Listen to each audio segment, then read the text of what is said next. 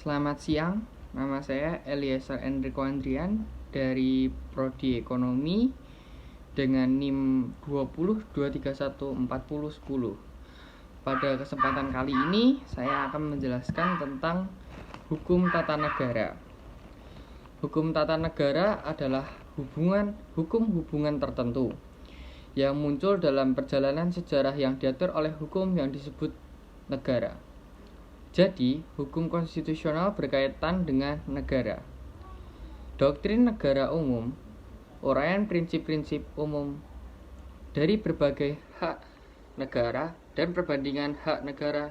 Suatu negara diartikan sebagai sekelompok orang atau rakyat atau bangsa di wilayah tertentu diatur oleh pemerintah yang secara aktif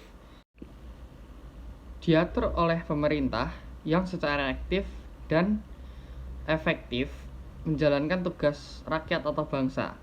Selain itu, pengakuan oleh negara bagian lain adalah hal yang penting. Konsep negara tidak muncul dalam hukum konstitusional positif, tetapi memainkan peran penting dalam hukum internasional dan hukum private. Dalam hukum internasional, negara adalah subjek hukum internasional. Dalam hukum private, negara adalah badan hukum. Tunduk pada hukum, sebuah negara independen dalam hubungan eksternalnya, kompleks, kantor yang diatur oleh undang-undang yang memiliki hubungan yang diatur secara hukum satu sama lain dan dengan subjek. Hukum konstitusional adalah hukum utama yang membentuk pemerintah memiliki kekuasaan dan hubungan dengan warga negara. Ini adalah karakteristik hukum konstitusional yang berkaitan dengan hubungan di mana pemerintah terlibat. Ini terutama hubungan antara berbagai badan pemerintah. Hubungan dengan warga negara cenderung pada bidang hukum administrasi, kecuali jika kita berbicara tentang alokasi alat kekuasaan terhadap warga negara. Dalam pengertian konstitusional, kekuasaan adalah potensi pemaksaan faktual. Kekuasaan adalah kekuasaan yang diatur secara hukum. Hukum tata negara juga mengatur hubungan dalam pemerintah. Orang atau kelompok orang disebut kantor. Sebuah kantor dicirikan oleh karakter yang terdefinisi dengan baik dalam struktur, hal, dan tugas. Oleh karena itu, pemerintah terdiri dari kompleks kantor mempertahankan bahkan jika pemegang kantor tidak ada. Artinya, orang yang bertindak untuk kantor tidak lagi dipersonalisasi. Negara dalam hukum internasional. Tujuan negara. Negara sebagai suatu organisasi kekuasaan manusia atau masyarakat dan merupakan sarana untuk tercapainya tujuan bersama. Beberapa pandangan tujuan negara. 1. Plato. Negara yang bertujuan untuk memajukan kesusilaan manusia sebagai individu dan sebagai makhluk sosial. 2. Machiavelli dan Sangyang. Negara bertujuan untuk memperluas kekuasaan semata-mata. Tujuan negara didirikan adalah untuk menjadikan negara itu besar dan jaya.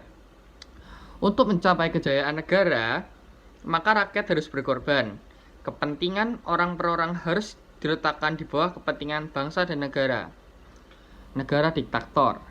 Kalau ingin negara kuat dan jaya, maka rakyat harus lunak dan sebaliknya.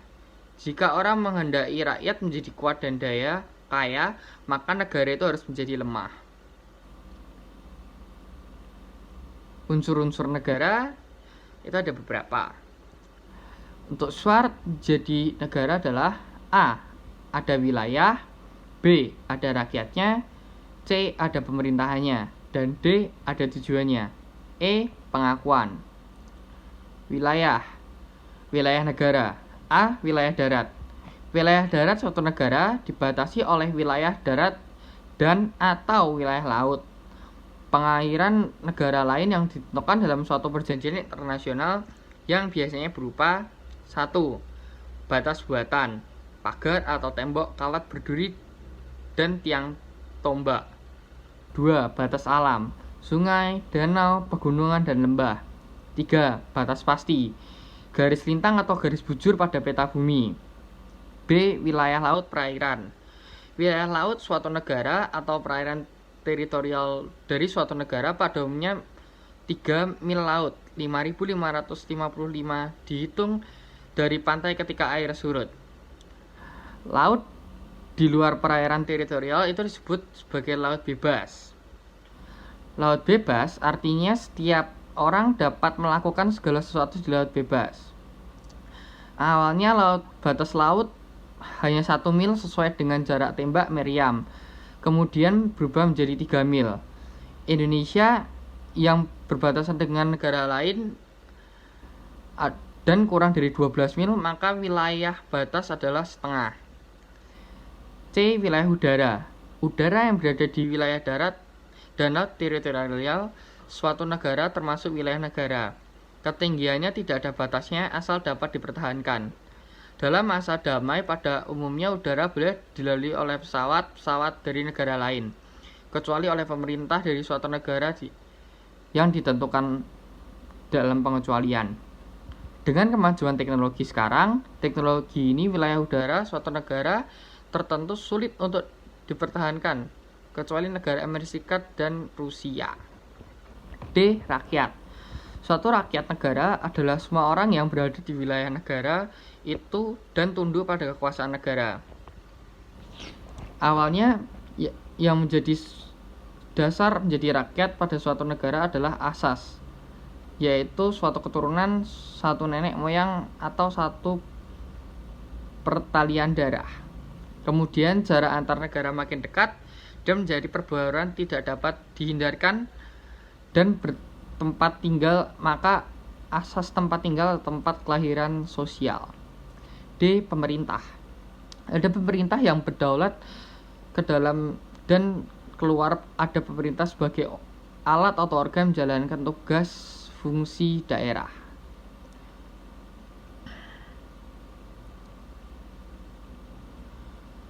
Di samping itu, berbagai macam tujuan negara. 1. Memperluas kekuasaan. 2. Untuk tercapainya kejayaan seperti Kerajaan Sriwijaya dan Kerajaan Majapahit. Bentuk-bentuk negara ada negara kesatuan, unitarisme. Negara kesatuan adalah negara yang merdeka dan berdaulat. Dalam negara kesatuan, pemerintah yang berkuasa hanya satu, yaitu pemerintah pusat yang mengatur seluruh daerah. Negara kesatuan dapat berbentuk 1. Negara kesatuan dengan sistem pemerintah sentralitis. 2. Negara kesatuan dengan sistem pemerintah desentralisasi. Negara sertifikat atau federalisasi. Negara serikat adalah suatu negara yang merupakan gabungan dari beberapa negara menjadi negara-negara bagian dari negara serikat. Negara-negara bagian itu adalah negara merdeka, berdaulat dan berdiri sendiri, melepaskan bagian kekuasaan dan menyerahkan kepada negara serikat. Sehingga ada pembagian kekuasaan antara negara bagian dengan negara serikat.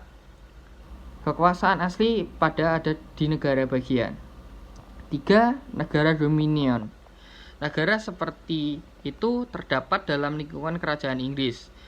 Negara dominion tadinya daerah jajahan Inggris yang telah mereka merdeka, kemudian mengakui Raja Inggris sebagai rajanya sebagai lambang persatuan merdeka. Pada dasarnya, hukum tata negara adalah hukum yang mengatur organisasi kekuasaan suatu negara beserta aspek yang berkaitan dengan organisasi negara tersebut.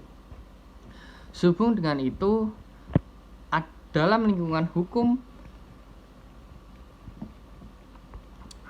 ketatanegaraan dikenal sebagai istilah, yaitu 1. State law, di mana yang diutamakan adalah hukum negara. 2. state rights, di mana state rights dibedakan antara A. Arti luas state rights in reasoning, B. Arti sempit state rights in engaging. 3. Constitutional law Inggris, di mana hukum tata negara lebih mentriberatkan pada kontribusi atau hukum konstitusi. 4.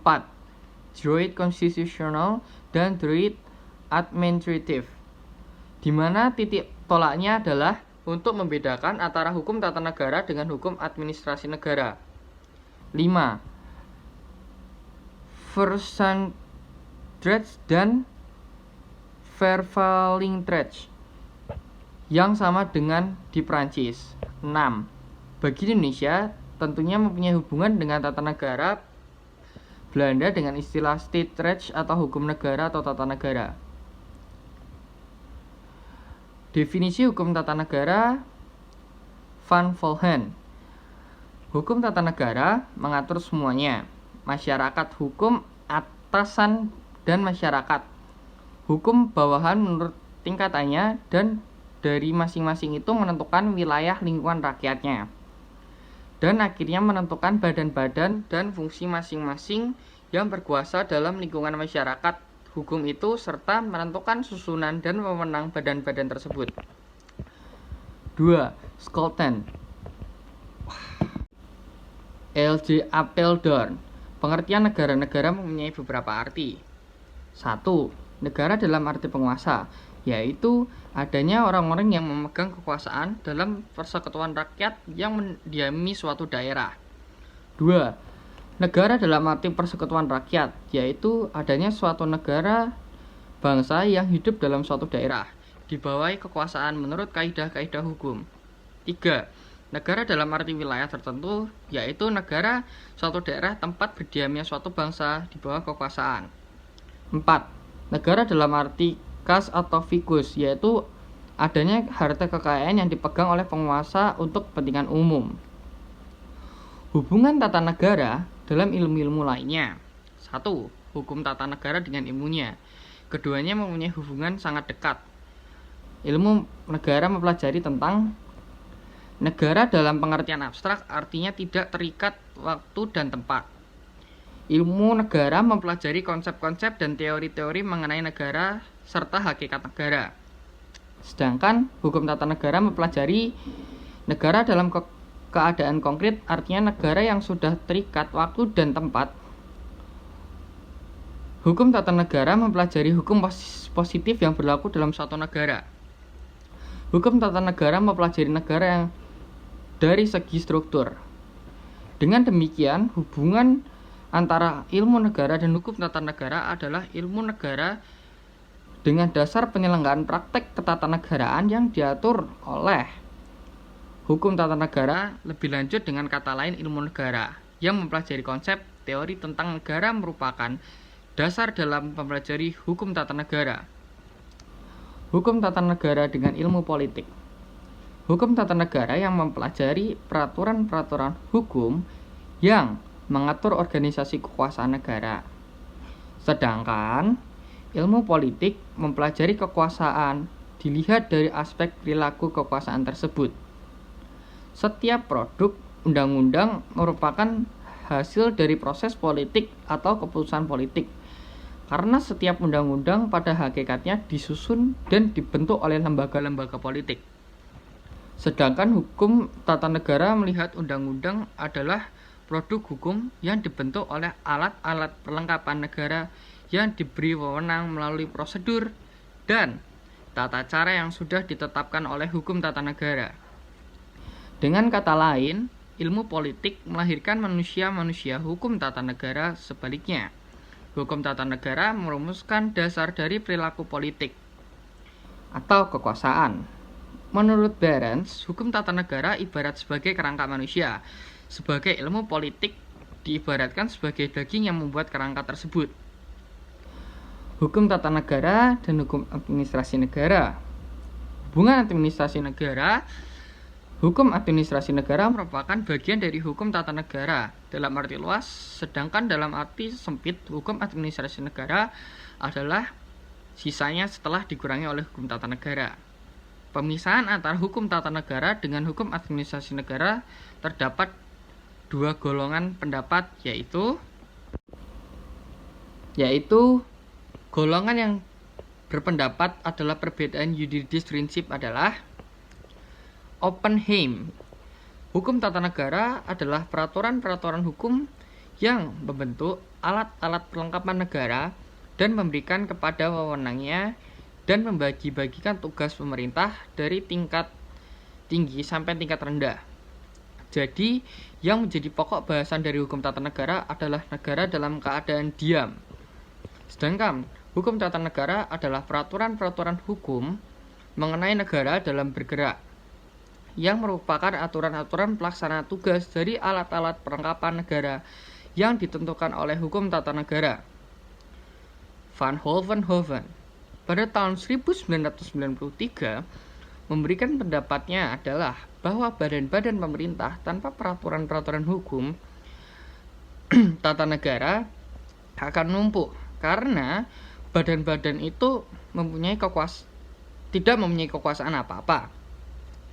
Alat-alat perlengkapan negara tanpa hukum tata negara, pemerintah adalah bebas sama sekali. Kemudian Van Vollenhoven mengubah pendapatnya, yaitu bahwa hukum tata negara pemerintah adalah semua peraturan hukum setelah dikurangi hukum tata negara material, hukum pidana, dan hukum perdata yang di dalam sejarah hukum disatukan. Romain berpendapat hukum tata negara menyinggung dasar-dasar dari negara, sedangkan hukum tata pemerintah mengenai pelaksanaan teknis. Jadi, hukum tata negara adalah hukum yang melaksanakan apa saja yang ditentukan oleh hukum tata negara. Donner mengatakan, hukum tata negara menetapkan tugas dan wewenang hukum tata pemerintah melaksanakan apa yang ditentukan oleh hukum tata negara. Leichmann mengatakan, hukum tata negara merupakan suatu pelajaran tentang kompetensi. Hukum tata negara pemerintah merupakan suatu pelajaran tentang hubungan-hubungan antara hukum istimewa dari perlengkapan negara. Hukum tata negara mempelajari jabatan-jabatan apa yang ada di dalam suatu susunan negara. Siapa yang mengadakan jabatan itu? Cara bagaimana pendapat jabatan itu ditempati oleh para pejabat, fungsi atau lapangan kerja para pejabat itu, kekuasaan hukum para pejabat, hubungan antara masing-masing jabatan, dan batasan-batasan alat kenegaraan yang dapat melaksanakan tugasnya. Hukum tata pemerintah mempelajari sifat, bentuk, dan akibat hukum yang timbul karena perbuatan hukum istimewa yang dilakukan oleh para pejabat dalam melakukan tugasnya. Greenberg mengatakan, hukum tidak ada perbedaan antara hukum tata negara dengan hukum tata pemerintah. Kalau ada perbedaan, hanya pada praktek.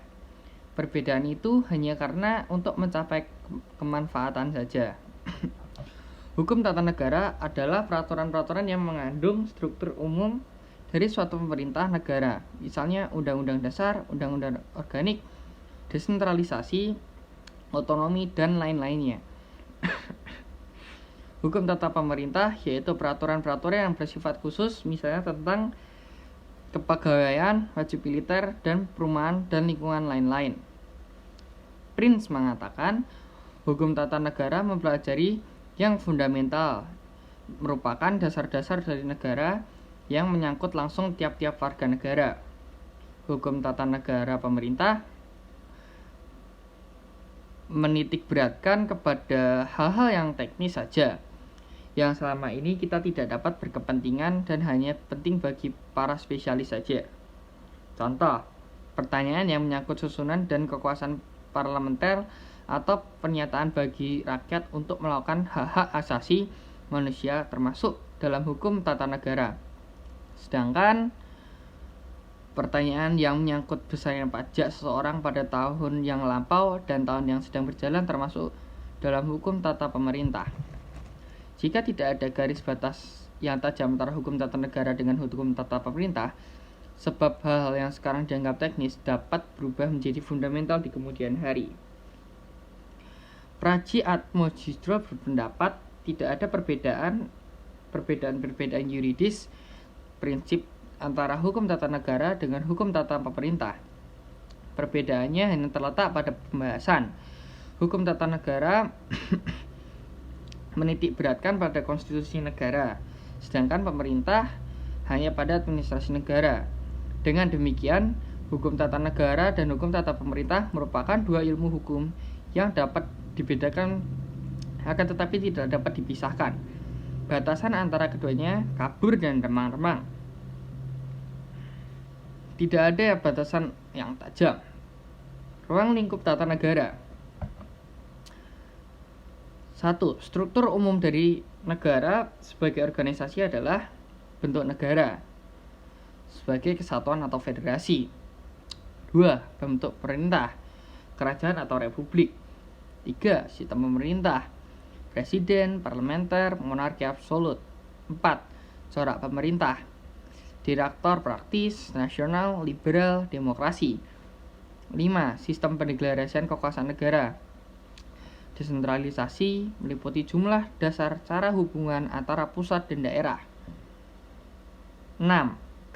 Garis besar tentang organisasi pelaksana, peradilan pemerintah, perundang-undangan.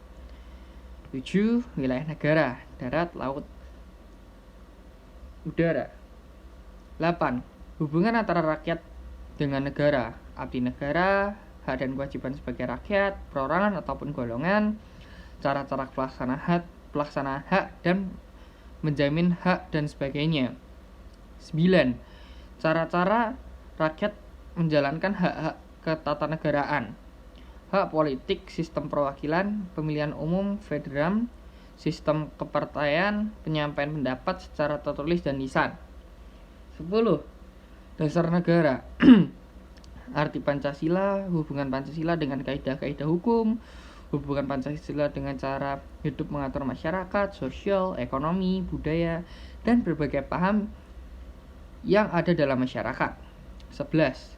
Ciri-ciri lahir dan kepribadian negara, lagu kebangsaan, bahasa nasional, lambang, bendera, dan lain sebagainya.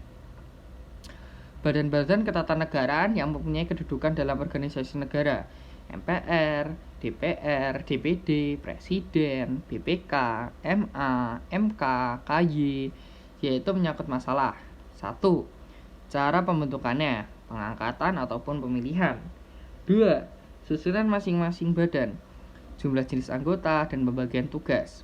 3. Tugas dan wewenang masing-masing badan. 4. Cara kerja masing-masing badan. 5. Perhubungan kekuasaan antara badan. 6. Masa jabatan. 7. Badan-badan lain. Pengaturan kehidupan politik rakyat. Jenis penggolongan dan jumlah partai politik di dalam negara dan ketentuan hukum yang mengatur hubungan antara kekuatan politik dengan badan-badan ketatanegaraan. Kekuatan politik dan pemilihan umum. Arti dan kedudukan golongan kepentingan. Arti kedudukan dalam peranan golongan penekanan, pencerminan pendapat, perbedaan pendapat dalam masyarakat, ajaran politik, perbedaan pendapatan di dalam badan-badan ketatanegaraan. Kerjasama antara kekuatan politik, koalisasi, oposisi, kerjasama atas dasar kerukunan. Pengatur kehidupan politik rakyat. Jenis-jenis pergolongan dan jumlah partai politik di dalam negara dan ketentuan hukum yang mengaturnya. Hubungan antara kekuatan politik dengan badan-badan ketatanegaraan. Kekuatan politik dan pemilihan umum. Arti dan kedudukan golongan kepentingan. Arti kedudukan dan peranan golongan penekanan. Pencerminan pendapatan. Perbedaan pendapatan dalam masyarakat, ajaran politik, perbedaan pendapat di dalam badan-badan ketatanegaraan. Cara kerjasama antara kekuatan politik, koalisi, oposisi, kerjasama atas dasar kerukunan. Sejarah berkembang ketatanegaraan sebagai latar ke belakang dari keadaan yang berlaku dan hubungan dengan suatu tingkat dengan keadaan yang berlaku seperti masa penjajahan Belanda, hubungan Indonesia dengan negara Belanda, susunan organisasi Hindia Belanda, sistem organisasi yang berlaku pada zaman Hindia Belanda. Masa penjajahan Jepang, Indonesia adalah penduduk antara Jepang, susunan organisasi kekuasaan Jepang, hubungan antara penduduk dengan organisasi kekuasaan Jepang, sistem sosial di masa pendudukan Jepang. 3. Masa 17 Agustus 1945 dengan 27 Desember 1949. Arti proklamasi kemerdekaan 17/8/1945 seperti Revolusi Indonesia. Struktur ketatanegaraan menurut UUD 1945, pelaksanaan UUD 45 sampai dengan 27 Desember 1949, struktur sosial masyarakat dan kekuatan-kekuatan mendukung, sistem kepartaian dan sistem pemerintah yang berlaku. Hubungan Indonesia, Belanda, dan negara-negara lain, pemerintah darurat. 4. Masa 27 Desember 1949 sampai dengan 17 Agustus 1950.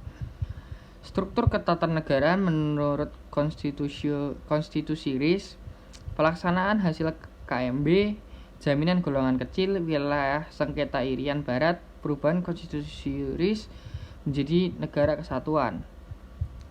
Masa 17 Agustus 1950 dengan sampai sekarang 5 Juli 1959, struktur ketatanegaraan menurut UUD 1950, sistem menurut UUDS 50, kehidupan politik yang berlaku, konstitusi dan pekerjaan pemberontakan DI, PPRI, dan gagasan demokrasi terpimpin.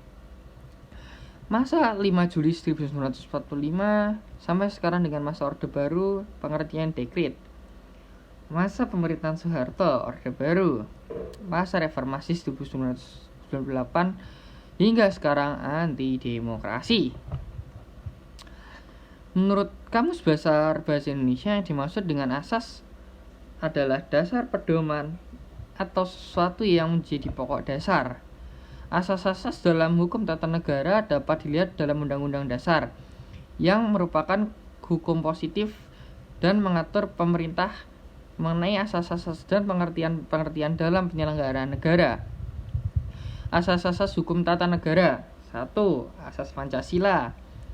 Bangsa Indonesia telah mendapatkan falsafah atau asas dasar negara adalah Pancasila, yang artinya setiap tindakan atau perbuatan, baik tindakan pemerintah maupun perbuatan rakyat, harus sesuai dengan ajaran Pancasila. Dalam bidang hukum, Pancasila merupakan hukum material secara setiap isi peraturan perundang-undangan tidak boleh bertentangan dengan sila-sila yang terkandung dalam Pancasila. Undang-Undang Dasar 1945 merupakan landasan konstitusional daripada negara Republik Indonesia. Perubahan Undang-Undang Dasar 1945 mengandung 4 pokok-pokok pikiran yang merupakan cita-cita hukum bangsa Indonesia yang mendasari hukum dasar negara, baik hukum yang tertulis maupun hukum yang tidak tertulis. Pokok-pokok pikiran yang merupakan pandangan hidup bangsa negara. Pokok-pokok pikiran pertama, negara. Negara melindungi setiap bangsa Indonesia dan seluruh tumpah darah Indonesia dengan berdasarkan atas persatuan negara mewujudkan keadilan sosial bagi seluruh rakyat Indonesia. Dari penjelasan di atas menegaskan bahwa bangsa Republik Indonesia adalah negara kesatuan yang melindungi bangsa Indonesia serta mewujudkan keadilan sosial bagi seluruh rakyat Indonesia. Dengan demikian, negara mengatasi dan menyelesaikan masalah-masalah yang menimbulkan perpecahan dalam negara. Atau sebaliknya, pemerintah setiap warga negara wajib mengutamakan kepentingan negara di atas kepentingan golongan maupun perorangan. Pokok-pokok pikiran kedua adalah negara hendak mewujudkan keadilan sosial bagi seluruh rakyat. Istilah keadilan sosial merupakan masalah yang selalu dibicarakan dan tidak pernah sama sekali. Namun, dalam bangsa negara, manusia-manusia Indonesia mempunyai hak dan kewajiban yang sama dalam segala bidang, terutama menyangkut hukum positif. Penciptaan keadilan bagi pada dasarnya bukan semata-mata tanggung jawab negara, akan tetapi juga masyarakat. Kelompok masyarakat bahkan perseorangan. Pokok-pokok pikiran ketiga adalah negara yang berkedaulatan rakyat. Pernyataan ini merupakan bahwa bangsa Indonesia yang berdaulat adalah rakyat atau kedaulatan ada di tangan rakyat. Dalam pelaksanaan kedaulatan rakyat ini melalui musyawarah oleh wakil-wakil rakyat. Pokok keempat, negara berdasarkan ketuhanan yang Maha Esa, yang adil dan beradab. Negara menjamin adanya kebebasan beragama dan tetap memelihara kemanusiaan yang adil dan beradab. Asas negara hukum. Setelah UUD 1945 diamandemenkan, maka setiap telah ditegaskan dalam 1 ayat 3 pasal 1 ayat 3 bahwa negara Indonesia adalah negara hukum, di mana sebelumnya hanya tersifat dan diatur dalam penjelasan UUD 1945. Atas ketentuan yang ditegaskan di atas, maka setiap kebijakan dan tindakan perbuatan alat negara berikut seluruh rakyat harus berdasarkan dan sesuai dengan hukum tata negara. Dengan demikian, semua pejabat alat-alat negara tidak akan bertindak sewenang-wenang dalam menjalankan kekuasaannya. Dalam hukum tata negara, hukum yang memegang komando tertinggi dalam penyelenggaraan negara, dengan kata lain, yang memimpin dalam penyelenggaraan negara hukum tata negara ini adalah prinsip the rule of law and not of man. Istilah negara hukum merupakan